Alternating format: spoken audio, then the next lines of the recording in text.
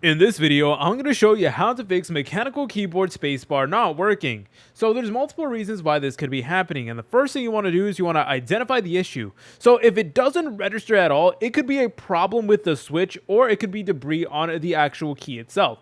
So if it feels stuck / uneven, then stabilizers or dirt or debris under the keycap could be causing the issue. And if it registers a double press, then the switch is bouncy or faulty. So step number 2 is to go ahead and remove the spacebar keycap just like so. And you could use other tools as well, but thankfully with like Razer keyboards, which is the one that I'm using, it's literally just you to just pull it out and then there you go. And then here is how the key does look like. So you'll notice that in our key, there is a bunch of like dust and debris over here. Now there's many different ways that we can clean it, but one really good and effective way to do it is by using cotton swabs. So take out a cotton swab and put it over here to get rid of all the dust and debris. And if you have a vacuum, that is also something that you could use as well in order to clean the area. You could use a soft brush or a cotton swab with a little rubbing alcohol to clean around the switch and the stabilizers, and make sure no food crumbs or debris are under the bar. So I used to eat a ton in my setup, and then there would just be a bunch of crumbs over here. So you always want to make sure